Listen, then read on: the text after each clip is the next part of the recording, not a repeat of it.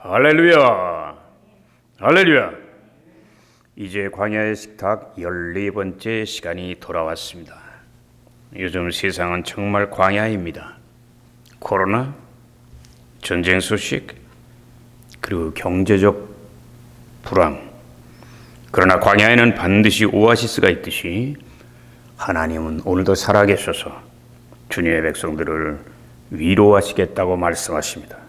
그러므로 생명의 말씀을 믿음으로 받아들이셔서 여러분 삶 속에 승리의 깃발을 휘날리시기를 예수 이름으로 축원합니다. 이제 함께 은혜 나누실 말씀 보시겠습니다. 마태복음 26장 39절에서 40절입니다. 우리가 너무나 잘 아시는 말씀 마태복음 26장 39절에서 40절입니다. 우리 함께 찾으신 줄 알고 봉독해 올리겠습니다. 조금 나아가사 얼굴을 땅에 대시고 엎드려 기도하여 이르시되 내 아버지여 만일 할만하시거든 이 잔을 내게서 지나가게 하옵소서. 그러나 나의 원대로 마시옵고 아버지의 원대로 하옵소서 하시고 제자들에게 오사 그 자는 것을 보시고 베드로에게 말씀하시되 너희가 나와 함께 한 시간도 이렇게 깨어 있을 수 없더냐. 아멘. 저는 오늘 이 시간 함께 봉독한 말씀을 중심으로 해서 신앙의 궁극적인 목적, 하나님의 뜻, 이러한 제목으로 은혜의 말씀을 나누고자 합니다. 어떻게 우리가 신앙생활에서 승리와 영광이 넘치는 삶을 살 수가 있습니까? 성경에는 그 비결이 여러 가지 기록되어 있죠. 예배를 정성으로 드리고 기도를 많이 하고 봉사를 열심히 하고, 그러나 성경은 말씀하시기를 그 모든 것보다도 더 중요한 것 한 가지가 있다고 말씀하십니다. 그것이 바로 하나님의 뜻을 깨닫는 것입니다. 왜냐하면 우리가 무슨 일을 하든지 믿음의 행위를 하든지 하나님의 뜻을 깨달아야 그때 하나님이 우리와 함께 동행하심으로 다윗이 누렸던 잔이 넘치는 영광의 삶이 다가오기 때문입니다. 그러므로 저는 신앙생활에서 주님의 뜻을 깨닫는 것이 얼마나 중요한가 우리 한번 살펴보므로 은혜를 나누고자 합니다. 첫째로 신앙생활에서 가장 중요한 것에 대해서 말씀드리겠습니다. 예수님이 마태복음 7장 21절에 이렇게 말씀하셨습니다. 나에게 주여 주여 하는 자마다 천국에 들어갈 것이 아니요 오직 내 아버지의 뜻대로 행하는 자만 천국에 들어가느니라. 우린 이 말씀을 통해서 신앙생활에서 가장 중요한 게 바로 하나님의 뜻을 먼저 깨닫고 깨닫는 대로 행하는 것인 것을 알 수 있습니다. 누가복음 5장에 보면 베드로가 밤새 그물을 던졌어요. 한 마리도 고기를 잡지 못해서 낙심하고 있을 때 예수님이 그 배에 오르시죠. 그리고 명령하십니다. 깊은 곳에 그물을 던져라. 그러므로 말씀에 순종하자마자 참 물고기가 2배 가득하게 채워지는, 잡히는 놀라운 기적이 일어납니다. 그런데 우리가 주목해야 될 것은 그 후에 베드로의 모습이에요. 왜냐하면 베드로가 많은 물고기를 잡은 다음에 그것을 팔아서 은행에 저축했다는 얘기 성경에 없어요. 그러니까 소금을 치고 그 다음에 말린 다음에 몇 년 동안 먹었다는 그런 기록도 없습니다. 과연 베드로는 그 많은 물고기 가지고 2배 넘치는 물고기 갖고 무엇을 한 것입니까? 성경은 누가복음 5장 11절에 말씀하십니다. 배도 물고기도 다 버린 채로 예수님을 따라가는 제자가 되었더라. 믿으시면 아멘. 그러므로 우리 놀라운 기적에서 가장 중요한 것은 결코 물고기만이 잡은 게 아니에요. 땅에 기름진 것을 얻은 게 아니라는 말씀입니다. 바로 예수님이 누구인가, 바로 하나님의 아들이고 구세주인 것을 분명히 깨닫고 기꺼이 제자의 길을 걸어간 신령한 복, 신령한 은혜인 것을 믿으시기를 예수 이름으로 축원합니다. 이와 비슷한 말씀이 요한복음 6장에도 기록되어 있죠. 예수님이 어느 날 말씀을 듣기 위해서 계속 따라온 많은 군중들이 몹시 시장하고 배가 고픈 것을 아셨어요. 그러므로 보리떡 5개와 물고기 2마리로 5,000명을 먹이고도 12광주리가 남는 놀라운 기적을 행하십니다. 생전에 보도도 못한 이 기적을 직접 두 눈으로 보고 체험한 많은 무리들은 예수님을 왕으로 삼으려고 합니다. 그러나 예수님은 그들을 떠나십니다. 그런데 그들은 또 쫓아옵니다. 그러므로 예수님은 말씀하기를 너희는 썩을 양식을 위하여 일하지 말고 영생을 하도록 있는 양식을 위해서 하라. 그리고 다시 말씀하십니다. 나는 하늘에서 내려온 생명의 떡이니라. 아멘. 이 말씀은 예수님이 십자가에 못 박혀 죽으심으로 그 찢기신 몸과 흘리신 피가 인류를 죄에서 구원하실 생명의 양식이 되실 것을 말씀하시는 내용입니다. 그럼에도 불구하고 그들은 예수님이 행하신 기적의 목적을 깨닫지 못했어요. 그래서 그 많은 사람들, 기적을 체험한 사람들 수만 명이 되죠. 모두 다 예수님 곁을 떠나고 제자들 중에서도 많이 떠납니다. 그러므로 예수님께서 기적 속에 숨어있는 하나님의 뜻을 깨닫지 못하고 계속 기적만 구하는, 내용을 모르고 껍데기만 붙잡고 있는 많은 무리들을 안타깝게 바라보시면서 끝까지 남아있던 12제자, 그들에게 요한복음 6장 67절에서 이렇게 질문하십니다. 너희도 가려느냐? 너희도 가려느냐?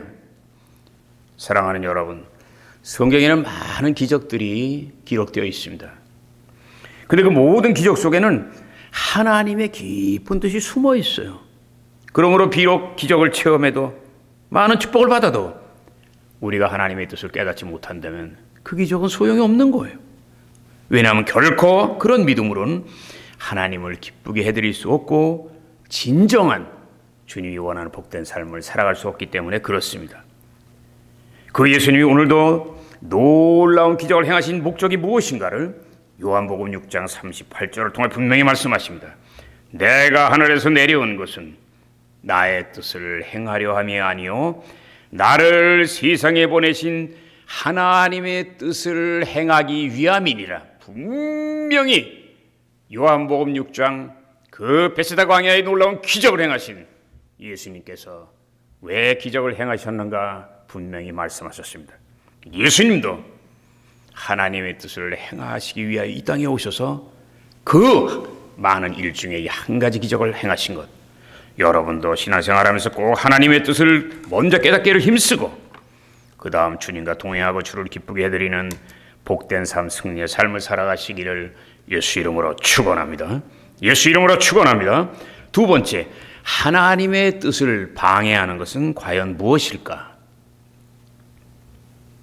그 장애물은 여러 가지예요. 근데 성경을 보면 가장 하나님의 뜻을 방해하는 게 인간의 뜻과 생각입니다. 우리는 그 사실을 성경을 통하여 쉽게 알 수 있죠.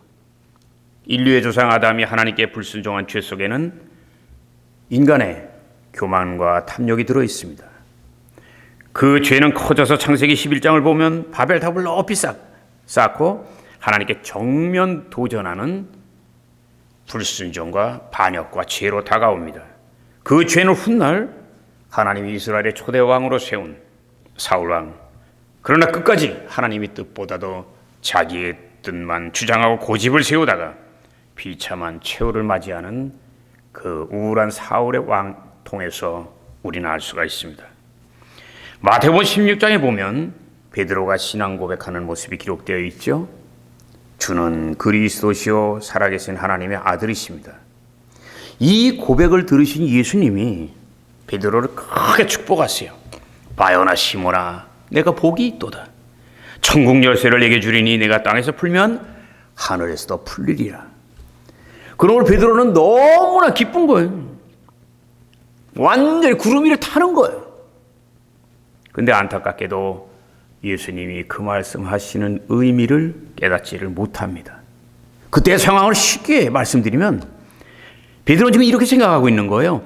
예수님이 놀라운 기적을 행하시니까 예수님이 이제 왕이 되시기만 하면 그 다음엔 이스라엘 민족을 지배하고 있는 로마 제국의 그 통치에서 해방될 것이고 그 다음에는 당연히 예수님이 왕이 됐으니까 자기는 수제자니까 장관 자리 하나쯤은 넉넉히 차지할 수 있다고 생각하는 거예요. 우리는 그 사실을 마태복음 16장 21절에서 23절 말씀을 통해서 알 수 있잖아요. 왜냐하면 베드로가 너무 흥분하고 하나님의 뜻은 깨닫지 못한 채 구름을 타는 것 같이 그냥 열한 지자 앞에다 놓고 너희는 봤냐 하면서 우쭐. 예수님이 나를 천국 열쇠를 준다 그랬다. 알겠냐?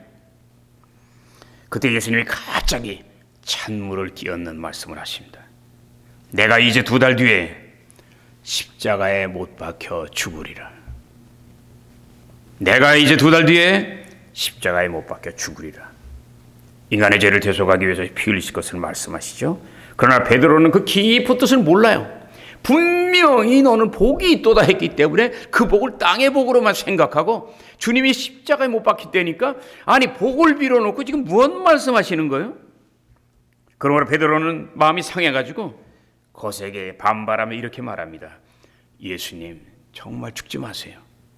무슨 그런 섭섭한 말씀을 하시는 거예요 지금? 그런 일은 예수님에게 절대로 일어나지 않도록 내가 최선을 다해서 책임지고 힘쓰겠습니다. 근데 중요한 사실은 베드로가 지금 하고 있는 이 모든 행동이 예수님을 기쁘게 하는 게 아니라 오히려 반대로 예수님이 가시는 길을 가로막고 있는 딴지를 걸고 있는 왼수짓을 하고 있는 거예요. 그러므로 예수님이 베드로를 크게 책망합니다.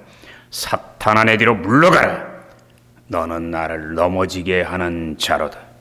근데 왜 예수님의 수제자인 베드로가 갑자기 마귀의 자식이라고 큰 책망을 받게 되는 거예요? 그 이유는 간단하죠. 분명하죠. 왜냐하면 지금 베드로가 하나님의 일보다는 자기의 일을 먼저 생각하는 거예요. 곧 하나님의 뜻보다는 자기의 뜻과 자기의 생각을 먼저 했기 때문에 그런 거예요. 오늘날 이 땅에 있는 많은 교회에 문제가 일어나는 이유는 결코 일꾼들이 없기 때문에가 아닙니다.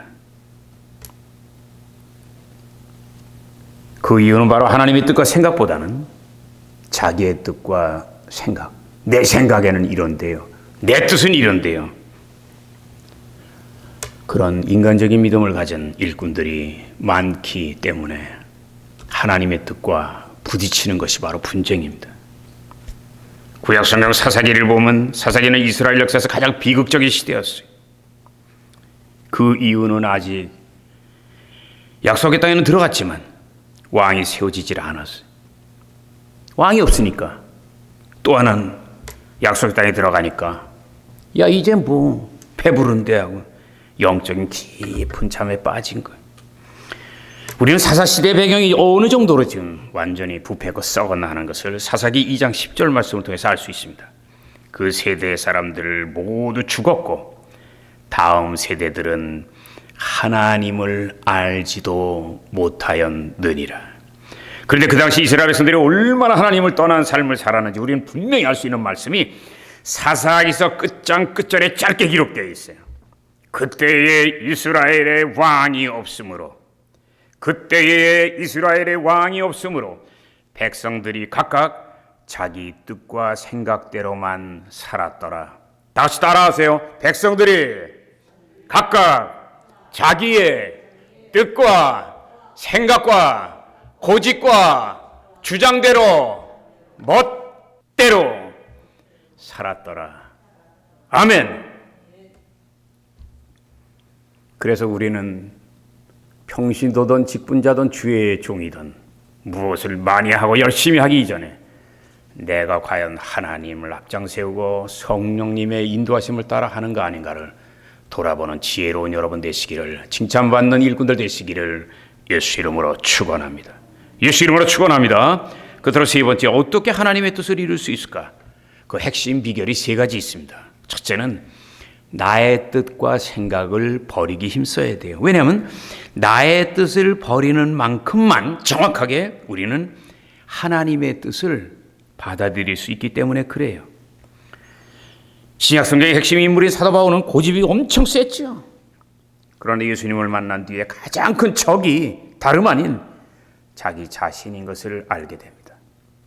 그러므로 그는 평생 동안 자기 속에 숨어있는 인간의 생각, 인간의 뜻을 부인하고 깨트리고 죽이고 부인하고 깨트리고 죽이는 일에 최선을 다합니다. 왜냐하면 그것이 안 되면 그 다음엔 주님이 역사하지 않는다는 것을 알기 때문에 그렇습니다.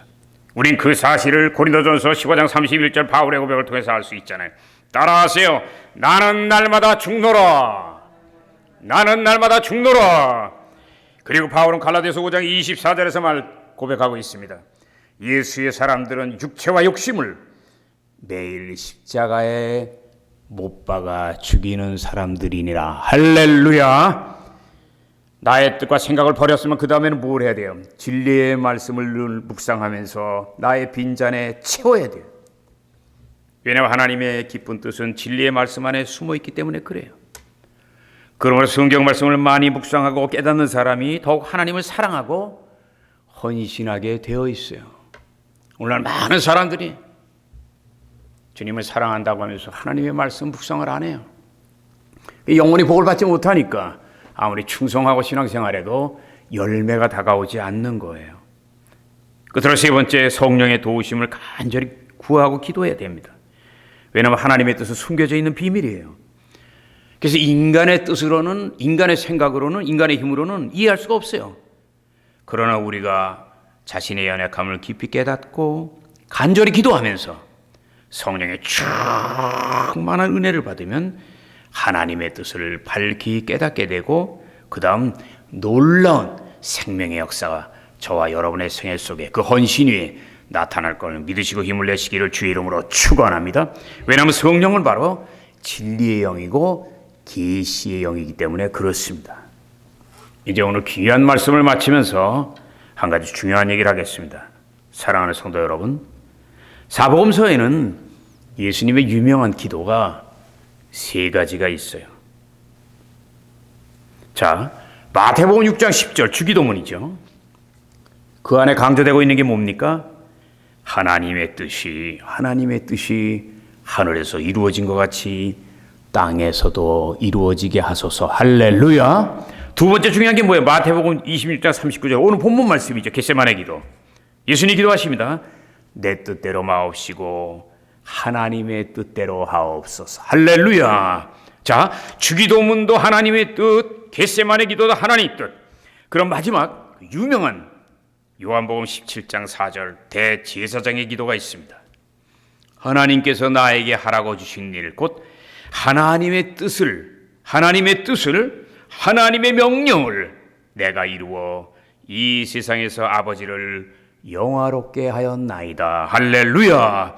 우리는 그 예수님의 기도에 대한 많은 내용이 사복음서에 있지만 그 대표적인 기도 세 가지의 핵심이 바로 내 뜻이 아니라 하나님의 뜻을 이루고 행하는 거라고 했다면 예수님 십자가에서 구원받은 하나님의 일꾼들 모든 성도들은 마땅히 내 뜻, 내 생각을 앞세울 게 아니라 기도를 하든 봉사를 하든 무엇을 하든 하나님의 뜻을 평생 찾으며 구하고 이루어드리는 복된 삶을 살아야 될 걸 믿으시기를 예수 이름으로 축원합니다. 그러므로 이제 우리들도 모든 신앙생활 속에서 늘 하나님의 뜻을 찾기를 힘쓰고 범사에 하나님을 기쁘게 해드리는 삶을 살아감으로 다윗처럼 존귀와 영광이 넘치는 복된 삶을 살아가시기를 예수 이름으로 축원합니다.